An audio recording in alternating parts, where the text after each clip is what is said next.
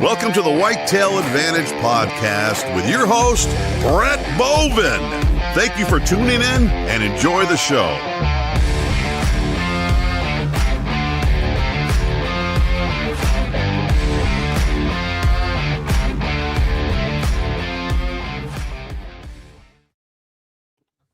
What is up, everybody? Man, Squatch, it seems like forever since we've had a Whitetail Advantage show. I almost forgot what you look like. I almost forgot what you look like, but then again, I remember I watched you guys' show on it every other Tuesdays on the Frank and Squatch show, and I was like, oh man, those two guys look sexy. Well, I can't really say that about myself, but that guy that's the situation, that guy Frank, he's a handsome feller. Oh, really? Yeah. Yeah, he's a handsome feller.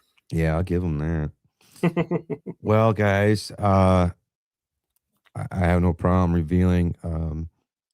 So a while back, though, we were set to have trivia night, and we made the announcement on Instagram and stuff like that.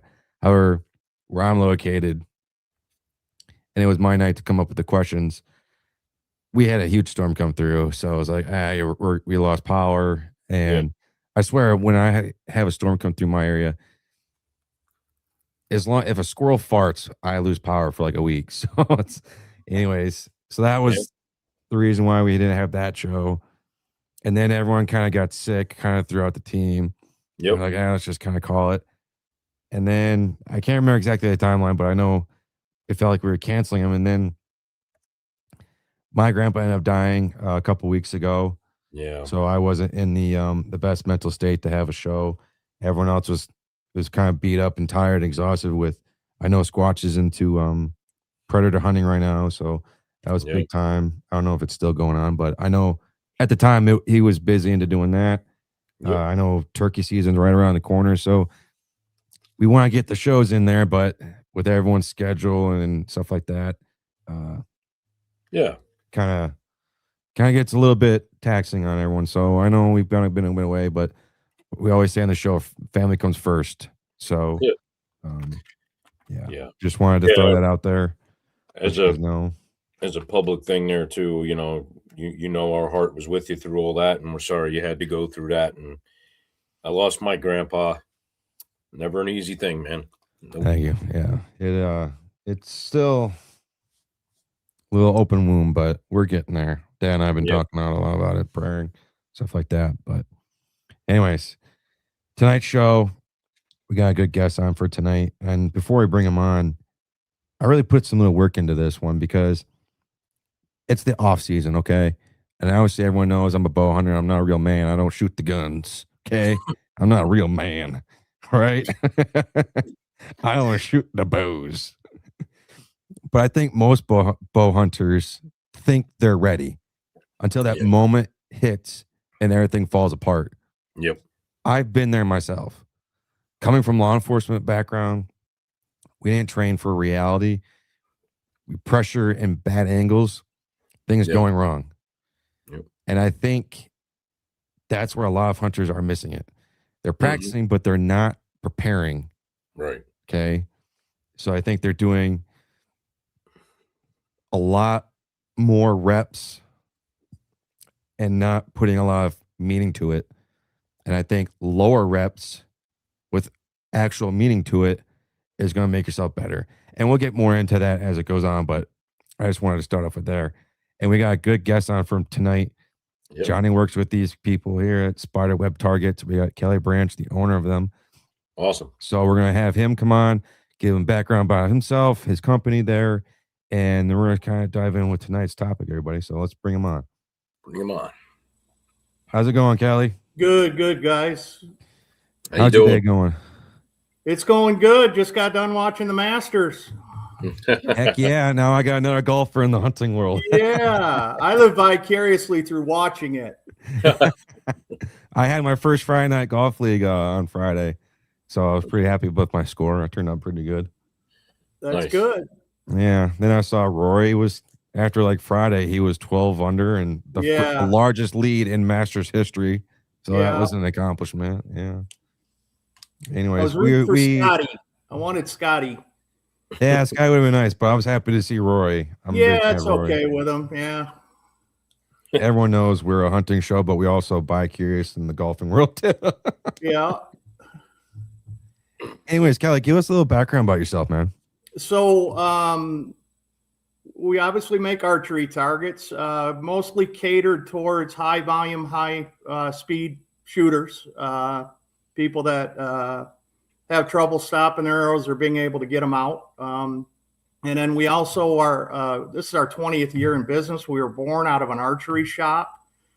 And really our main focus for the first probably 7-8 years of our business was range targets, commercial range targets. Okay. Building the portable ones. There was a focus on getting, commercial type performance out of a portable model for the home user. Sometimes there was kind of a void there. So, but yeah, we developed a product called Spylar back in 2007 was our first year, and it's kind of a mesh style material, and others have entered the market with a similar style of thing, and it's really our secret sauce. Without it, nothing works. We wouldn't be here otherwise. Right. So, now, he said mobile ones, so you have a lot more targets that you can just kind of move to different distances. Is that what you mean? yeah, so we have portable ones that are we make a half a dozen different sizes, depending on the type of archer there are. I got one up over my shoulder. It's a little 14-inch one. It's great. That's the one I use in my truck. I'm I don't get to shoot my bow as much, so I tend to lean on a crossbow. I take that with me, throw it in the back seat when I get out of the woods, because I eat my tag sandwich every year. I pluck my arrow in that at point blank, able to get it out, throw it in the back of the truck. It's kind of nice because it's also, I've got people that take them in the overhead compartment on a plane. It's only 14 inches, but people shoot them. It looks like there's a question from Justin here. Yeah. He asked, tic-tac-toe targets would be awesome. Does anyone make them? So they tried to find them and he hasn't seen them so far. I have not. I want to say I came across them a while back. I would check Lancaster Archery for that. If anybody would have them, Lancaster Archery would have a tic-tac-toe target.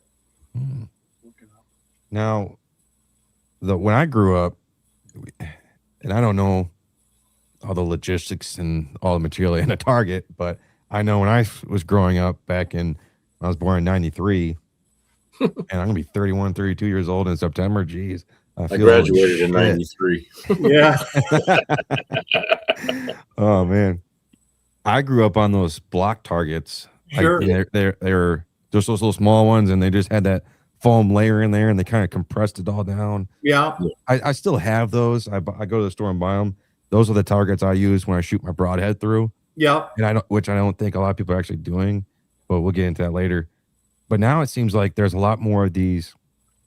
Those targets have advanced to what kind of like you have it. They look very similar from the pictures I've seen that Johnny has. And then you got a lot of the Morel targets, just like those big, almost sandbag type of things. Yeah. What actually is in those? So, it's kind of interesting. We're not a foam target, but we're also not a bag target. Some people will classify us as a bag target, but really we're a field point target. And we don't narrow it down between, a lot of times categories will be created, crossbow target versus archery target. Well, I'm guessing you guys probably shoot a bow that you shoot, smaller diameter arrows that hit hard. You need something that's going to stop it. And 98% of arrows get shot with field points. So if you want a dual purpose one, go shoot a foam target. You're just going to struggle pulling your arrows a little bit more. Yeah. And then on the field point side is what we make. But what we basically have is our materials like a mesh type material. So like with a bag target, a typical bag target has 20 pounds and in a 10-pound bag. Mm-hmm. Okay. The problem with bag targets is once you poke a hole in them, what's inside comes out. Right. Okay. You can't contain it anymore. In our case, we have a mesh material. So what happens is the strands spread apart. When the arrow goes in, it's like sticking a needle through your window screen. Gotcha. You're not going to tear your screen up. The strands will open up. So, and it's not a singular strand. It's kind of, we call it cabled, but it's like a bowstring. Bowstring, several strings twisted together to make one. And when you may get a burr on one, but you got another dozen strands on that single rope type material. And then what that allows us to do is, because it's harder to leave a hole or wear the face out, we're able to put more stuffing in a confined space and contain it. Long as the stuffing is in place, it's not going anywhere. It's going to still stop your arrow. So on a relative comparison, bags, 20 pounds in a 10-pound bag, ours are about 50. And the only reason is because we can contain it. Nice. If that makes sense. Yeah, it does. It does. What made you? And when we do that, what's really happening, we press our targets. So we make a wood frame. We press it. We put about 2,000 pounds of pressure on it. We do it all machine stuffed.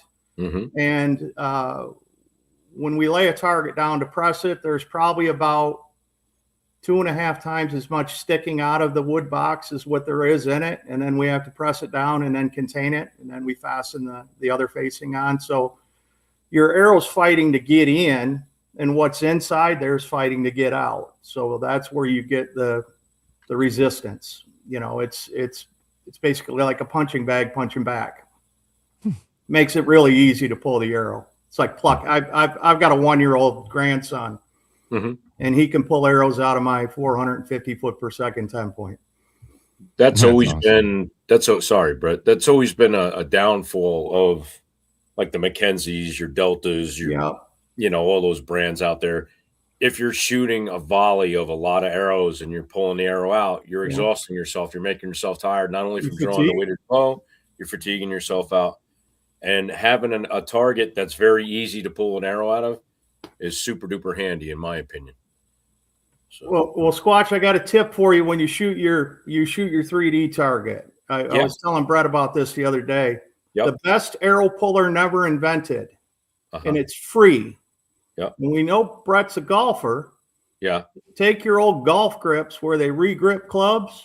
They'll have a trash can full of them. Take as many as you want. The arrow, when they take the grip off, they slit it down the shaft of the club.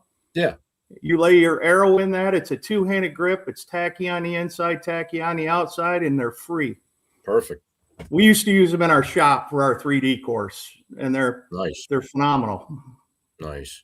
Phenomenal. Yeah, on the arrows that I don't use to hunt with, but they're the same arrow in weight and all that stuff to practice with, I spray them with some like regular furniture polish, and I'll just wipe them down with that, and that releases them back out of the target a little easier too. But you rinse and repeat.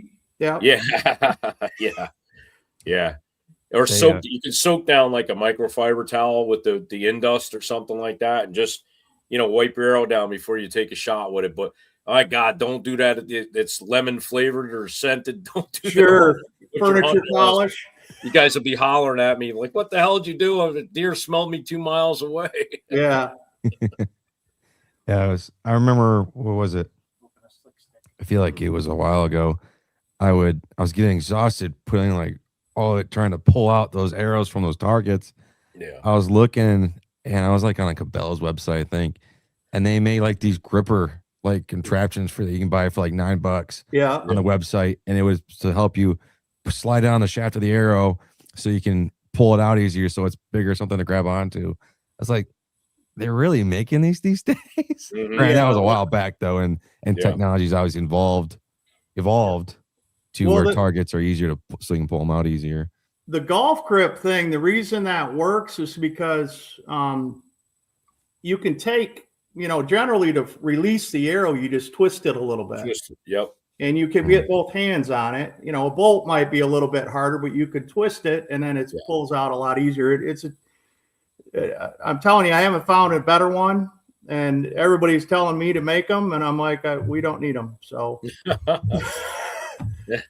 that's and it's hard to beat free. You it is. Them all over the place. I'll bet you probably have some, Brett.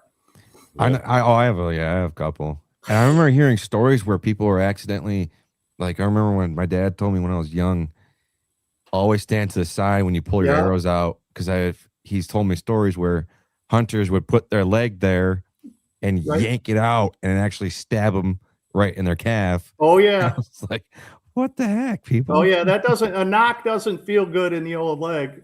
Yeah, no, I ain't gonna be doing that, man. Ugh.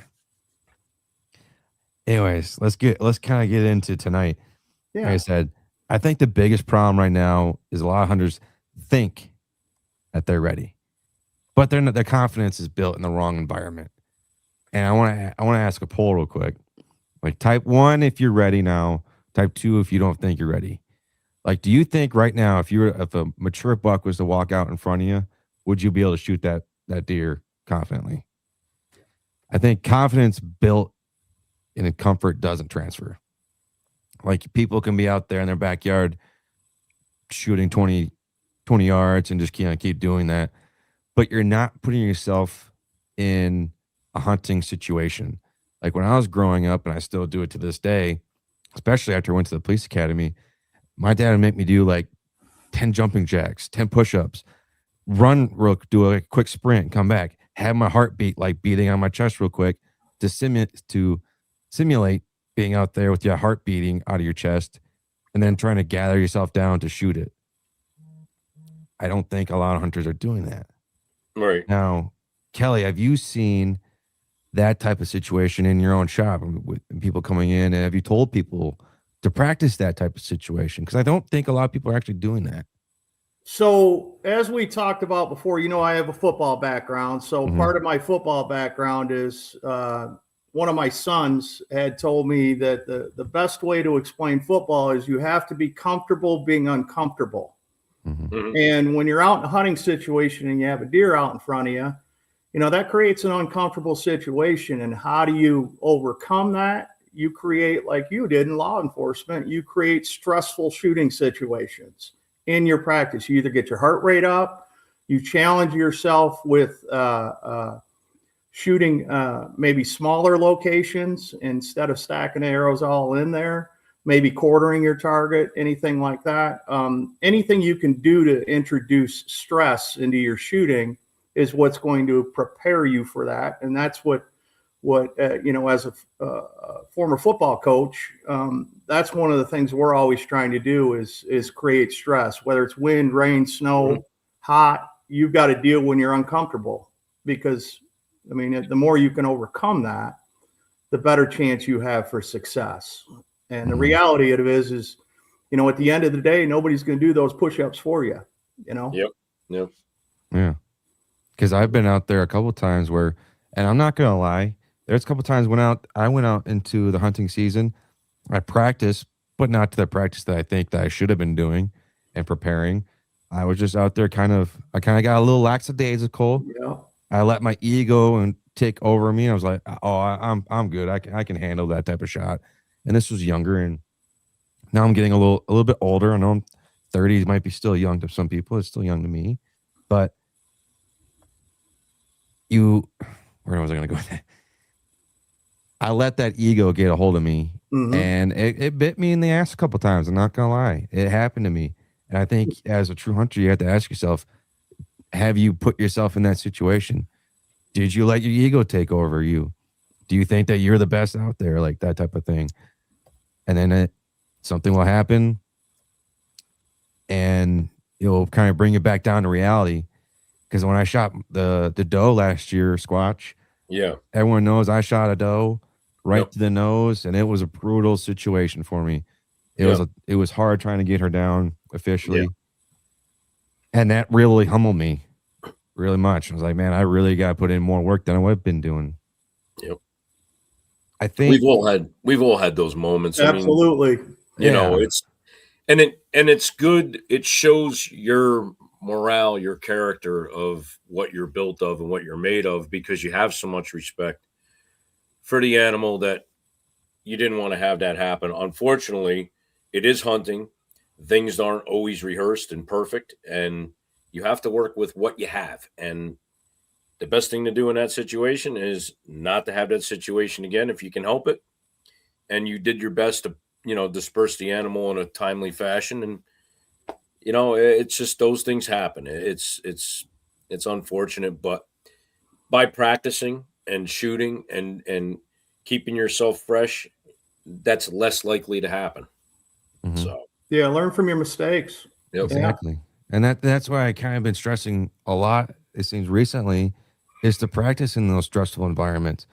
Mm-hmm. Practice in different scenarios. Think of them different scenarios. The shot feels completely different when it matters. When that time comes out there, nothing's on the line when you're practicing, but it's all on the line when you're out there out in the field. Yeah. So you want to be building confidence, but it's not that real confidence out here. Like, you want to be building that real confidence. Yeah. I do. Like I said, I wanted to see if people be honest now. Like, say if you are ready, do you shoot year round or do you shoot right before the season starts? Like, be honest. I'm gonna be honest. There's a couple of times last year and a couple of years before, I let my ego take over me. I didn't shoot a couple of times till late August, till September. So that's just my honest take about it. Our experience is both as an archery shop. We used to have the guy that come in and, he'd bring his paper target up to us, and he was shooting a group. Hey, I got a paper plate size group, and we had a 20-yard range. Yeah. And he's like, hey, do you got a 50 or 60-yard range? And I'm like, yeah, we got one, but the targets are only 4 foot. I mean, I don't know what to tell you. You shoot a 10-inch group at 20 yards. I don't know what it's going to be at 50.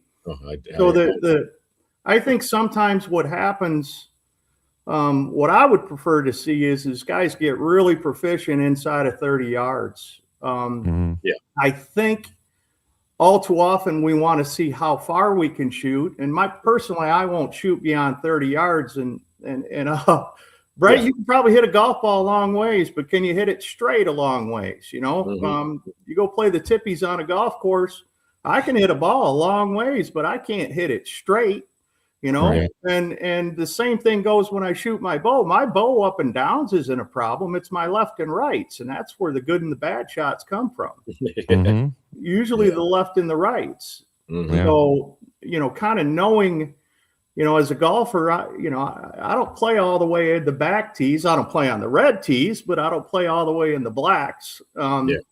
Same thing goes for hunting. I think, when you practice, get really proficient at 20 and 30 yards and then shoot different areas on the target. I think the thing that's really frustrating to me is when I talk to people that shoot is they all want to shoot dead center of the target. And that's not challenging anybody. If anything, it's challenging busting your arrow, and go shoot the different spots on the target. You shoot a 3-inch group at 20 or 30 yards, you got a 1 in 8 chance of hitting your arrow.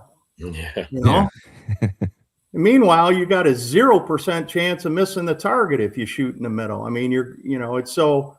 I think people are drawn to this idea that their risk of losing the arrow by missing the target is greater than the risk of hitting an arrow. Mm-hmm. And the cost of that is. I'm assuming both of you guys practice with your practice arrows and hunt with your hunting arrows. Oh, yeah. Okay, so when you hit an arrow or ruin an arrow, you probably ruined 2. I think, Brett, we talked about this. You ruined a couple arrows. Mm-hmm. Well, now you only got 4 practice arrows. If you had 6, so you got to dip into your hunting arrows. The next thing you know, you got to buy, it doesn't cost you 2 arrows. You got to go buy half a dozen of them. Yeah. So that one little mistake of costing you arrows or shooting in one area damages arrows. And then I saw John Dudley put a video out the other day, a damaged arrow with the carbon on it all busted up. That's an accident. We've all seen those pictures of a carbon arrow through a hand. Well, that's how it happens. And you may not see it, but I would like to see people, shoot the targets in different areas, because that challenge you. That gets your heart rate up a little bit when you're going outside of the middle if you're not accustomed to it. Yeah. Yeah, it does. When I ran a sporting goods store and archery pro shop and stuff over the years, we had, game night. Basically, we had an indoor range. It was 18 yards, but targets were all different sizes, different moves. And we had a rotisserie motor with 4 welding rods on it with little clips. And we used to put playing cards in there. And while the rotisserie motor was going around, you had to call your shot on a spade or something like that. Really? That's cool. And then we would pick them off, but talk about, aim small, miss small. Oh, yeah. That's what we learned. We taught ourselves to just pick those little points out and shoot at them. And it's a very good point because it also helps with a deer that's quartering or to you or quartering away from you. You need to know how to aim for that opposite leg. And if you're just concentrating on your broadside, typical normal shot, you're going to put an arrow in the wrong place. So you need to have your eye tuned in and focused to be able to shoot off center. Like you're saying, your lefts and your rights. You need to know where you need that impact, where it's going to connect going in and where it's going to trail going out and going through the vitals. So by picking those spots on those like TikTok style, target frames and shooting dots or whatever, it's a good practice. It keeps you fresh. Another thing that I used to do is I would take my quiver when I had my arrows and I would just throw them.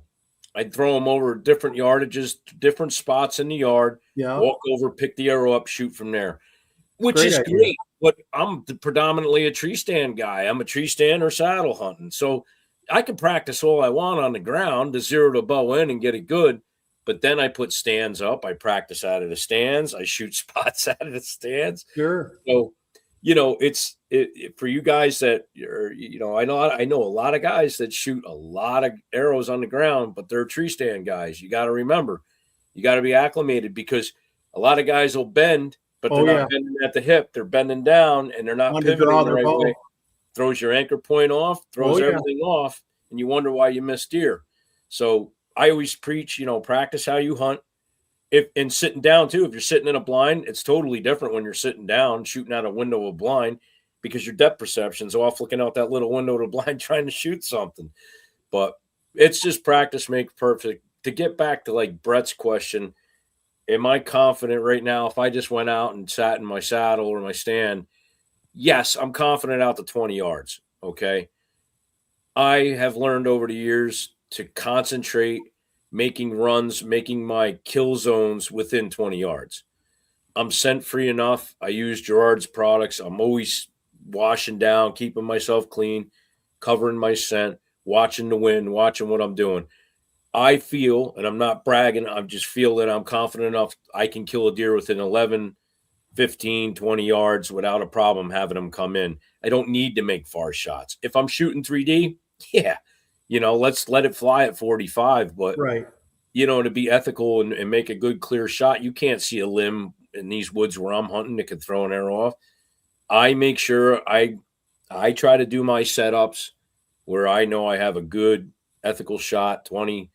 We'll push it to 25 sometimes, but within that area. And I know my boundaries. And it's shooting a bow and arrow. I shot traditional too. I killed a buck with the recurve, no sight, just shooting down the shaft of the arrow. That helped a lot. And I learned that way. Your heart racing. Yeah. Yeah. And that's how when I was a kid, compound bows were just starting to be popular. They were starting to come out. And I had a regular traditional longbow. That's what I learned on. So instinctive shooting was always here. Then I picked up a compound bow and I started shooting it with fingers and instinctively too. Mm-hmm. And then after a while, I bought a release and started getting into it because I had my archery range. I had 40 outdoor targets, had a pro shop. Then I went to work in the pro shop. So I had to, acclimate, but I still was an instinctive shooter, even though I was shooting, a regular modern day compound bow. So, if you guys can spend a little bit of money, you get the chance, get yourself a traditional bow, play with it all summer, and when you jump back to your compound, it's going to help you improve dramatically. I mean, you're really going to see your arrow groups tighten up and stuff. And I'm sure when you're shooting at a nice target like you have, it's just nicer than I have to go there and struggle pulling an arrow out of the target. It makes things easier because that's one thing. Like I went to the block style because when I'm sighting in or doing whatever, I don't feel like sitting there trying to pull that damn arrow out of that target. I shoot 70 pounds. It's a Matthews Z3. You know, I'm probably pushing 270 with feet per second with it. And our heavy arrows, they penetrate, and I don't feel like tiring myself out. Oh yeah. Well, it's the friction that's what stops the arrow. I mean, that's what's any foam style does it with friction. Yep. Let me ask you this: are you guys both shoot right-handed? Correct. Yes. Yeah. You're right eye dominant. Mm-hmm. Yep. Okay, so talking, you had a problem, Brett, with a deer this past season. I did not know it, but this had to be probably around when you were born, Brett, in the early 90s. I first got into bow hunting, and somebody got me a scope for my old Golden Eagle. It was a boat anchor. Yep. It was a unbelievably heavy bow. Yep. And they put a scope on it, and they were telling me, keep both eyes open, keep both eyes open. Yeah. And I shot it, keeping both eyes open. I was missing the target by 4 or 5 feet. Well, what I found out is I'm left eye dominant, yet I'm shooting right-handed. Yep. So I shot that way for a long time until I had some bad hunting experience. And some of it had to do with my eyesight not being great out of my right eye. So I switched to left hand in the early 2000s. Okay. And George Chapman, a guy that used to be with PSC, who was with Pete Shepley building.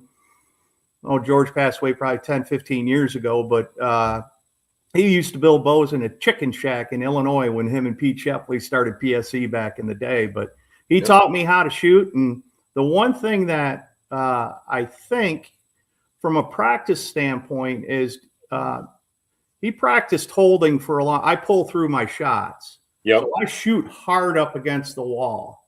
And I think a lot of times what happens, and the walls on bows today are a lot harder, but practicing holding for a longer period of time, because when you pull back on that whitetail, I mean, let's face it, it's not pulling back and just like you're practicing, I'm on the target, boom, now I shoot. No, you're holding for 15, 20, 30 seconds. And, a lot of stuff gets introduced at that point. And I don't think we practice that way.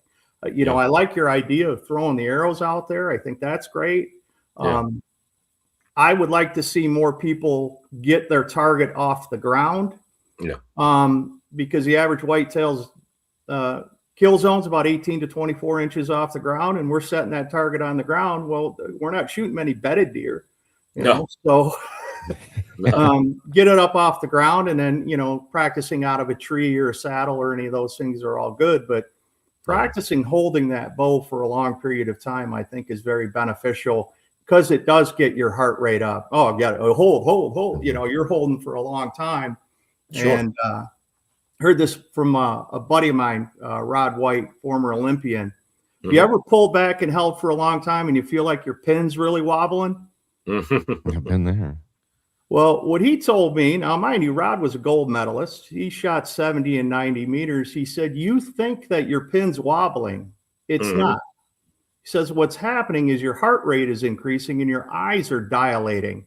When your eyes dilate, you get more light in there. So it gives you the feeling that your pin is moving, when in reality, it's more light coming into your eyes that makes your pin look that way. I thought he got that from Tim Strickland, the old Olympic coach.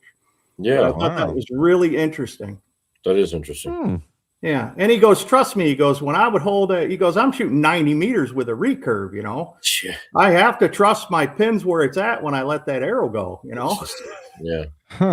And so sometimes you feel like it's usually late in that shot when you've been holding for a long time, that pin starts moving.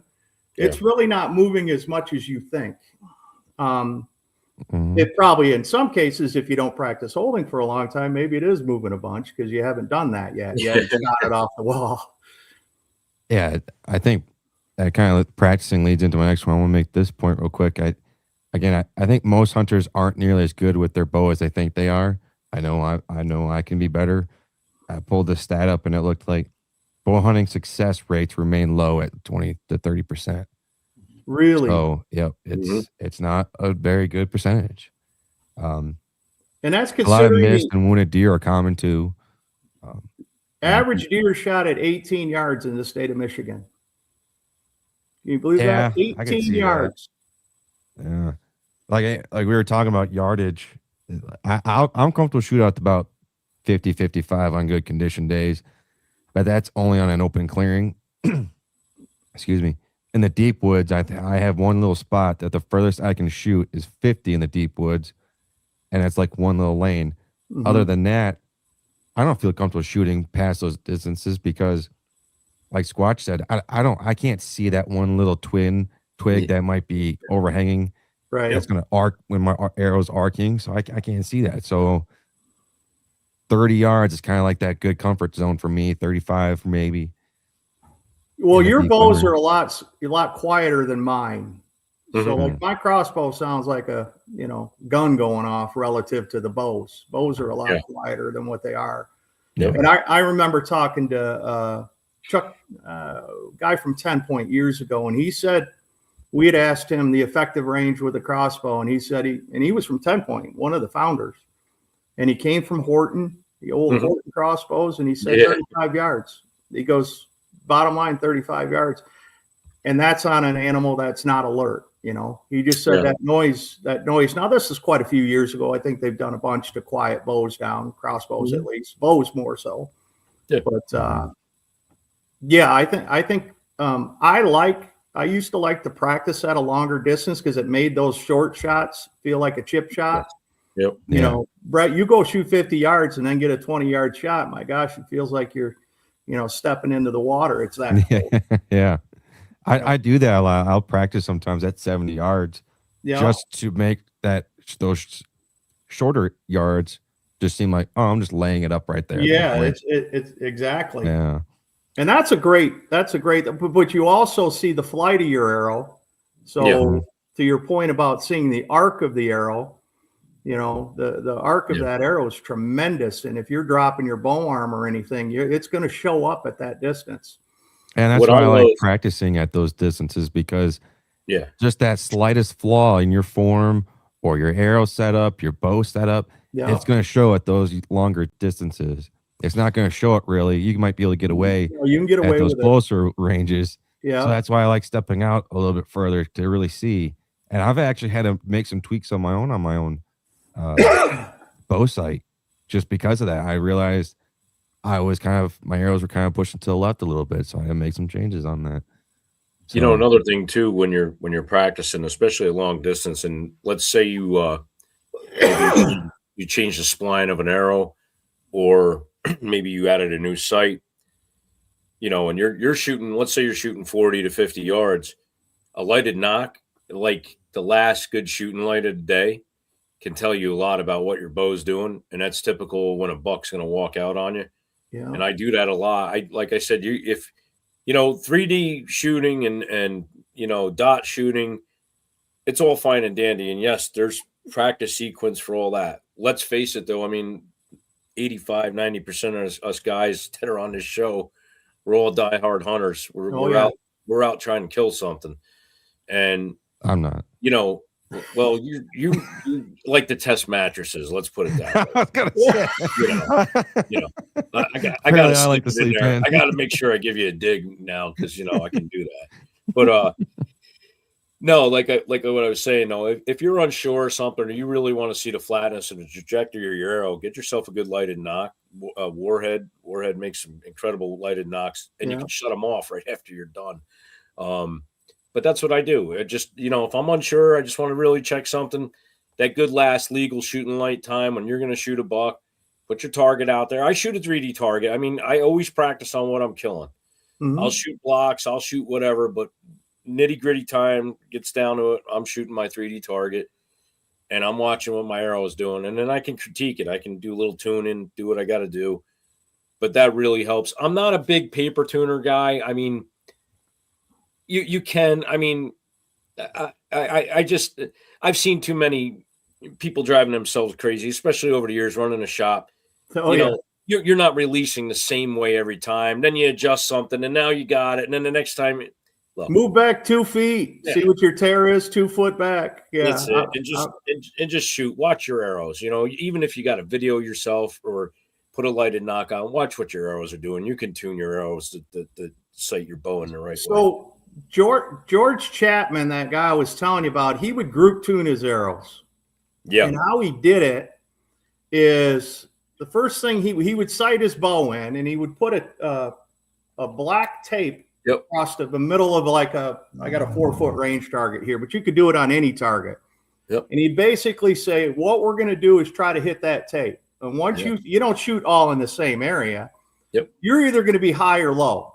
Mm-hmm. Okay. And he's like, we can set you up to where your bow is going to shoot 1-inch groups, and then you make your adjustment. So once you either take it, if you're shooting high, you move your sight up, or you move your, you move your rest or your knocking point.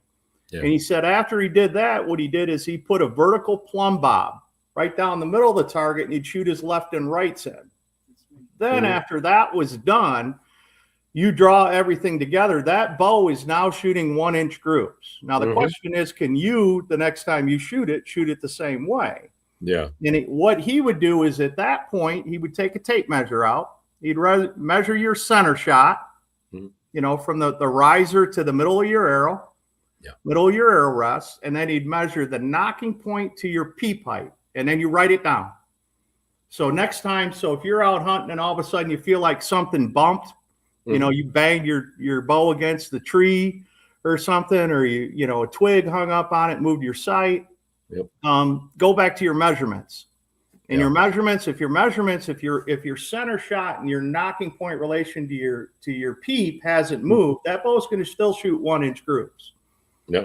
And it was in his mind, he's like, I know that thing shoots 1-inch groups. So we've all done this where we'll go out and we'll shoot great. The next day, everything, Brett, you brought it up. You're like, my stuff's shooting a little bit right. Well, something's changed.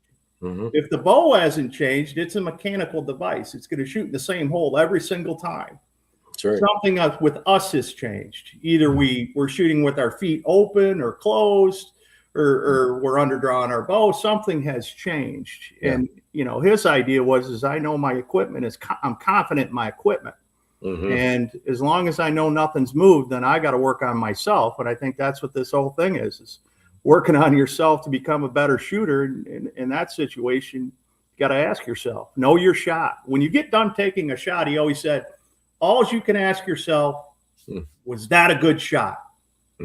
If it was a good shot, wherever the pin was when it went off, that's where it's going to hit. But if you execute great, a good shot where it feels good, and you're like, I'm not gripping the bow, torquing the bow, doing any of those things. If I made it felt like a good shot, and we all know what a good shot feels like, we also know what a bad one is. Yep. And if you know that, and you know your equipment's good, then it raises your confidence level. And I think when your confidence level goes up, then you're able to put yourself in more pressure. That's the whole idea about practicing. It should be applying pressure to yourself. Exactly. So that you gradually grow. I like what you said before, too, about holding as long as you possibly can to make a good shot. I suffered with target panic, and that was brought on from traditional shooting, being a snap shooter. So I was riding up through the target or dropping down through the target and punching the release, because that's how you draw back and shoot a recurve. You were a drive-byer. Yeah, man. So I learned to just take – now I shoot an upside-down thumb release.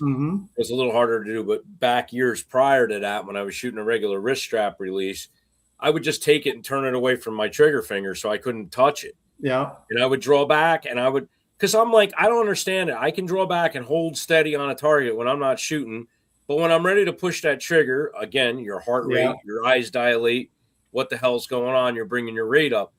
So that's what I used to do. I'm like, look, you just got to calm down, draw back, stay there. Don't even touch the trigger. Just stay there. And I don't know how many times I catch myself lurking to wanting to shoot. And I'm like, anticipating the shot. Yeah. And I had to teach myself that. And you were, if I'm watching somebody to coach them and teach them, I can figure you out in seconds. But when you're your own coach, and you're having to critique yourself, it's a real bummer, man. I mean, you're sitting there and you're trying to figure out what the hell's going on. But I sat there and I figured it out. And like you said, just take your time, hold the shot, stay on target, let that pin kind of a little bit float here and there around a little bit, and then you know where you got to be. And that'll help you cure your target panic too. It really does.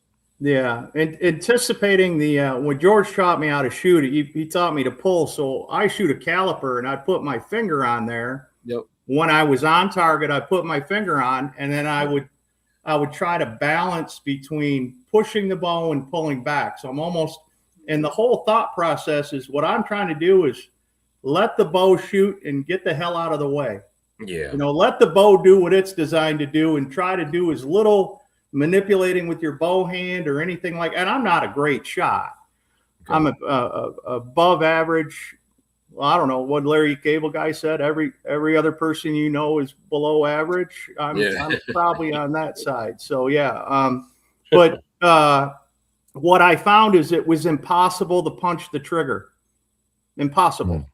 Mm-hmm. Now it's a little tense when you're in the woods because you're like, when's this thing going to go off? You're holding, you're like, I start pulling, and now you're like, oh, you really got to trust it. And that's where when I first did it, I didn't practice enough in that environment. Yep. And then, I was bending that bow in half, I felt like, and finally it went off, but it was a great shot, but I didn't do enough of that. I didn't shoot off the wall enough. Yeah. And, I hadn't practiced enough holding. I think comfortable practice creates uncomfortable outcomes in the field. Yeah. And like you have to practice those uncomfortable situations because you're never going to, like, for instance, standing. You're not really going to be standing perfectly straight up in the woods. One thing I like to do, and I've said this on previous shows, is you're not going to have unlimited time to shoot out there in the woods. So that's why I've said it before. One of my practice routines is I'll set my target up and I'll put my bow and I'll like close my eyes or some distance, whatever the case may be. I'll walk and put my bow down, walk to the back to the target, and I have to sprint to where I put my bow, and then I have to figure out, all right, how far is it away? And I time myself, like I only got like X amount of time to shoot to get my target acquisition, the distance. Yeah. Get the target all set up, and I got to get it done within like 30 seconds or something like that from the time I pick up my bow. And I think that's one thing I think people should really practice on doing, because there's a lot of time, especially in the rut. Everything's fast paced. They're moving. They're sprinting. They're not just running or high speed walking through these woods. No, they're fucking sprinting. Yeah. So you gotta get into those type of situations. How do you guys one of the things, I haven't hunted in a tree in quite some time. I'm not doing any sprinting, by the way, Brett, not at my age. But I always found the shots that were the hardest when I'm left-handed is shooting to my left. You got to cross over, that cross over, you got the tree here, and you're like trying to cross over and get, and trying to pull and do all that stuff. So it's almost like you're almost blocking yourself out. Look, the shots if I pull up and I'm shooting to my right, everything's really easy to my right, and you try to set your shooting lanes up that way. Yeah. But invariable, we don't have little deer signs in the woods that say this is the deer crossing. How do they know? So I always found that was the hardest shot. And I think that's the one that anytime you have to cross your full body over to shoot at it and spin in your seat or stand up or whatever, those are always the most difficult. I'm enamored by the saddle hunters and how they do that. I'm assuming that you guys walk right around the tree. No, you still have a weak side shot, even though you're in the saddle. Yeah. And that's the toughest shot you're going to have to make in your saddle. Yeah. And I'm a roly-poly fat guy, so it's kind of hard for me to twist over to my weak side too. But you do have an advantage a little bit with the saddle, like you said. If you set your steps up the right way, off your platform, you can use your last top step as like another platform and kind of kick yourself further over away to get to that weak side shot if you have to, or turn. Some guys will run a couple screw-in steps just around. They make a ring of steps too. So it does help you a little bit, but that buck over my shoulder there, the big one I had when I was hunting a regular lock-on stand, he came in the log trail behind me. I literally had to pivot all the way around, and I was younger then. Yeah. All the way around, pull and shoot. And I took his aorta out at like 23 yards. And it was a tough shot, and I pulled it off. I was just really had a short parallel limb Matthews. You know, back then it was a nice short bow, and I could get that quick turnaround shot. So yeah, there was. Yeah, it's definitely a thing with saddle hunting. And Brett, you know that too, Brett, because you started saddle hunting this last year. Mm-hmm. When you're out in your yard and you're practicing with your saddle, it's the most, practice thing you should really work on is your weak side shot, because just as well as I do, like you said, there's no signs in the woods that, this is the deer freeway where they're going to go, especially in the rut. They could come through anywhere. So you may have to make that shot. And a guy that's really good at it is my buddy Frank. He's pulled it off a couple times on camera shooting to his weak side, man. He's a good shot. So. It's impressive. Yeah. Yeah. There was like Fishhook, the one that's in with the intro. I've never practiced this practice form setup before in my entire life. I don't even know how I thought of it at the time, but I was like, he came running through. He kept eyeballing me. Long story short, when I finally drew back on him, my top limb was hitting my bow riser, okay? And I was standing up in my ladder stand at the time. And I was like, well, shit, I don't know what to do. And he's staring right at me. I kid you not. I don't know what happened. I was like, all right, let's just bend down kind of like this. I was like a weird L-shaped type thing, and my head Matrix was like shot. up here. Yeah, it was like all weird. I'm like, boom, and I shot, and then he ran up like 5 yards, and then he just started dying right there. And I was like, where the fuck did that come from? I never even thought of putting myself in that pipe. That's Ted Nugent, man. Ted used to cant his bow like that. I was like, what the heck? I was like, okay, all right. But I do want to kind of get on this last topic before we close out for tonight. It's talking about ego, like I talked about at the beginning, and kind of do a full circle thing here. At the end of the day, this comes down to being honest with yourself. Like, do you think that you put in the good amount of practice, the good repetitions, not just not the quantity repetitions, quality repetitions? Are you doing that correctly? Block out your ego. Like I said, I had that problem before a couple of years ago. I let my ego take over, and it fucked me. It's easier to blame the gear too than to fix your problems. And there was a couple of times when I was younger, I was like, man, I got problems with this problem here, with this and this. It's the gear, not me. And I'd have to go and buy different stuff, thinking, well, I'm just going to spend $1,000 on this new equipment, and it's going to fix my problem. No, it's on you. You've got to own up on that shit. And I'm saying that now, older, but I'm sure you guys can attest to it because you guys are dinosaur aged too. So you have to be willing to look at yourself and be honest and say, and block out the ego. And that's what I say. It comes down to practice, putting in the quality repetitions, not quantity.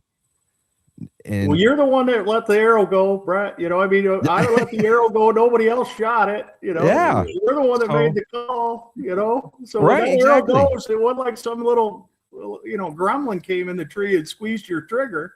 Yeah, I let ego take over, and not being real confident in myself. I know there's shots that I'm going to push to the limit, but at the end of the day, some of the shots I've taken, I let my ego get the better of me. And I want to ask you guys, have you guys ever been in that situation where you accidentally let your ego get the better of you while out in the woods? Well, absolutely. Good for you. You're 31, 32 years old. I didn't learn it by then. I got humbled. So bad that I went and started shooting left-handed and tried to figure it out. And I fortunately had my old business partner, Vern, was incredible bow guy and archer and teacher. And, without him, I we wouldn't be here. And he passed away 9 years ago. But he was, I think the answer to what you're bringing up is a good point, because it's okay to say you don't know. You know what I'm saying? I think it's just as you grow older, you learn more that you don't know that you don't know. And it's so like you got to can't get fix humble. what you won't admit either. No, you just got to you got to acknowledge that the people that make the world go round are, obviously the middle class, all of us, but they're really the Elon Musks of the world. Man, I'm telling you what, you don't see him pointing fingers. Everything rolls off of him. Love him or hate him, but that guy does some incredible stuff, and he's not making excuses. Yeah. He's been humbled. He makes mistakes, but he also puts a lot on himself. I think that's you learn from your mistakes, and then you just try to say, okay, well, my ego got in the way. I got humbled, and you either accept that and try to blame something else, or you look in the mirror, because at the end of the day, anytime you point a finger at somebody else, there's 3 pointed right back at you. Yeah. And, It's funny you actually say that, because I was watching the show last night. I've never heard that phrase till last night. He was saying, like, if you point a gun out like this at somebody, you got one pointed at somebody else, but you got 3 pointed at yourself, and you got just that one just pointed up to God. Yeah. And it's funny that you said that, because I thought that was funny. And it goes on the show, like people would also rather upgrade their equipment than upgrade the execution of things. Yeah. And that ties back into what we've been talking about. Execution's good quality everything. Practice. Execution. That's what separates the good from the great. Exactly. They're meticulous with what they do. Like for Kobe Bryant, his routine is he has everything dialed down to the minute of every day. I've read his biography, and just it's amazing that the execution that they put into that to be the best that they can be. Yeah, he never just shot. He would run full speed and then shoot, because that's how a game is played. It's played at full speed. Exactly. And that's what you're trying to recreate here, is the idea that you're trying to recreate what you experience, when you're out in the woods, and try to create that as much as possible. Yeah. Like, gear is not the problem. The execution is. So I think a lot of guys care more about posting a deer than being deadly efficient. Like, that's all they really care about at the end of the day too. And with the gear these days, I mean, holy cow, the efficiency of bows and arrows and everything, it's obscene how good that equipment is. I mean, but if you're not going to work on the execution aspect of it, I mean, I go back to my football days. We always saw the kid that looked like he had the East Bay gear on. He had all the sleeves and all the armbands and all that stuff.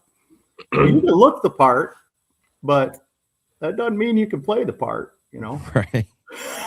So it's interesting, because I read the Good Book a lot, and you guys spark something in me with the 3 looking back at you. Matthew 7:3-5 says, "Why do we look at the speck of sawdust in your brother's eye and pay no attention to the plank in your own eye? How can you say to your brother, 'Let me take the speck out of your eye,' when all the time the plank is in your own eye? You, the hypocrite, take the plank out of your own eye, and then you will see clearly. Remove the speck from your brother's eye." Yeah, that's out of the New English translation. That's awesome. So when you guys said that, I was like, oh, the scripture, and I clicked. I'm still not good at like reciting it word for word, but I will look it up, because I know I read it, and that's a good point, and that's what humbles me. Over the years, and believe me, man, I grew up in some of the toughest old school shops with guys who, talk the talk and could walk the walk. So I really had to sharpen my pencil growing up, shooting around those guys. And, these guys one guy was an ex-Vietnam vet, and, he was like incredible. He could just pick anything up and start using it perfect. And, he used to amaze the crap out of me. I'm like, man, he's just a natural. Whatever the hell he grabs, I want to be like him. He's good, and that doing it, and you couldn't bull crap anybody. You could, I can shoot that, I can do, and then you look like a jerk standing that's there. why you made it back, you want to talk pressure. I mean, I mean, Brett, you're a police officer, that's pressure. I mean, I press targets, we're not splitting atoms here, and we used to always tell you, Squatch, you were talking about having target panic. I always felt like target panic was when somebody was aiming at me, Not my problem to get it off. That's target panic. Oh yeah. When I'm the target. Yep, definitely. Well, everyone, I just want to close out here before we get into the real final parts of the show. Is if your practice doesn't challenge you, it's not preparing you. So that's what this is about: being real about yourself, getting better, and doing it the right way, not the wrong way, because practice makes perfect, essentially. Perfect. Squatch, you have exactly. Squatch, do you have any final thoughts about tonight's topic? Not really. Just a point of, for everybody out there, if you're just getting started, and to the veterans, if you're used to hearing it, I apologize, but practice how you're going to be doing what you're doing. If you're going to be a 3D'er, you're shooting dots, practice that way. Shoot it that way. If you're a hunter, practice in all situations. Practice the unthinkable. Practice even under a lot of pressure, having to take a second shot to put an animal down, maybe that's wounded. Walk around with your bow, put a target, break the target down, put it down on the ground like it's a deer laying there, maybe trying to get up, walk down into the woods, draw back and shoot it, in a panic, make yourself worked up, and, acclimate yourself to how you're going to be doing what you're doing with that tool in your hand. And I think if you practice that mentally and physically, drawing the bows and shooting the bows day in, day out, you'll be that much of a better hunter. Yeah. Kelly, do you have any final thoughts? Yeah, I really think that's a good point. So if you look at the best shooters, competitive shooters in archery, whether they're spot shooters or whether they're 3D shooters, they'll deer hunt, they'll spot shoot, they'll 3D hunt. And I kind of equate that to when I was coaching, I always wanted kids playing other sports, because you may be the best football player on the team, but you may be this 8th guy on the basketball team, or you may be the 11th guy on the baseball team, but it teaches you to, persevere at something, do something that maybe your expertise isn't. And I think that anytime you have that opportunity to challenge yourself where you're not really, I think too often we want to go where comfort is, and we want to shoot comfortable. We're always thinking comfort, and growth doesn't come from comfort. I mean, you look at those really good shooters, and there's a handful of them, just like the golfers. I mean, the great golfers can play they can play in Scotland, they can play any style of course because they can hit any shot. Those guys are the guys that right now there's probably somebody on the practice range at the Masters working on their game, even though the tournament's been over. And, a 2-foot putt counts as just as much as a 350-yard drive. Sure does. And, so I think all too often in archery, I think it's like guys that want to hit their driver all the time instead of work on their putting and their chipping. Yeah. Oh, yeah. No I'm kidding. guilty of that. I like to hit the ball. I just want to see if I can hit it straight. Drive for show, putt for dough is the same. Yeah. But that's why those guys, if you look at the great ones, they take their weakness and turn it into their strength. And if it's a crossover shot, your buddy Frank, I mean, he's turned that into a moneymaker. Yeah. Yep. And that's because he worked at it. He did. And that's it. You got to work at it. Like I said, nobody's going to do them push-ups for you. Nope. At the end of the day. For sure. Well, before we get to Squatch's prayer and close out for tonight, Squatch, how can people find and reach out to you? As always, Sunday nights on the Whitetail Advantage, kind of like every other Tuesday night, unless something comes up on the Frank and Squatch show. Please check out my YouTube channel, Outdoors and More with the Squatch. And I'm up to like 913 followers on Instagram. Come on, guys. I need to get to that 1,000 so I can do some lives on there because they changed the rules now. But I'm almost there. So hit me up. And then I just want to give a shout out once again. Squatch Juice. We had some during the show. Really good hydration. Check those guys out. You can go on my Instagram page there. Hit the QR code. That'll send you right there. Lets them know that I'm giving them a shout out. Gives me a little bit of kickback. Also, don't forget to check out Warhead Arrows. Jason's makes some wonderful stuff out there. We also have a code for them. And that's it, man. That's my spiel. Kelly, how can people reach out to you guys? And you could just go to our website. It's SpyderWebTargets.net, and it's spider with a Y. Okay. And we've got some content we're putting out as far as how to help you choose the right target. Actually, I was having a conversation with a guy a while back, and a lot of people ask me all the time, what do you do for a living? I tell them, well, I'm in the shooting sports. Like, what do you mean you make targets? No, the only reason we exist is because people want to shoot. If you guys could shoot into a tree and get your arrow out, there would be no need for archery targets. So, and in reality, we're in the shooting sports. We're in the business of helping people shoot better. And if that and that's what this topic is a great topic, because you're trying to get people to shoot better and have more success. And at the end of the day, you're leaving it better than you found it. And if people get that, we're a small company, family-run business, and our whole idea is it's a lot of fun to be able to play a role in people's success when they shoot a lot. Guys that shoot a lot and hunt a lot, and they can do that more when they make sure your arrows get stopped and you can get them out. So, but yeah, it's SpyderWebTargets.net. And if you ever call and want to talk, just ask for the big guy with the girl's name.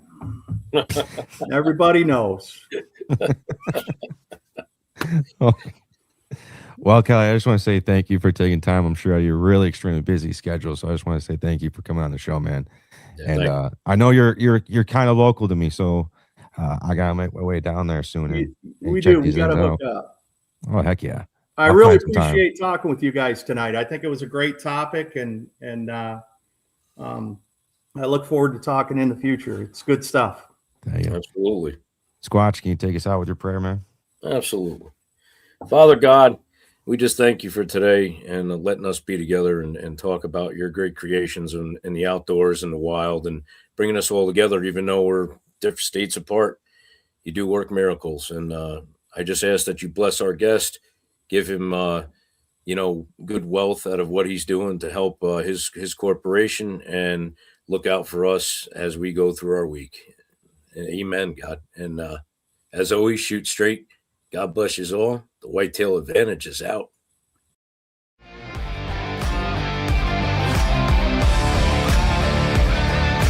Thank you for tuning in to another episode of the Whitetail Advantage podcast. We hope you enjoyed the show, and we will see you next time.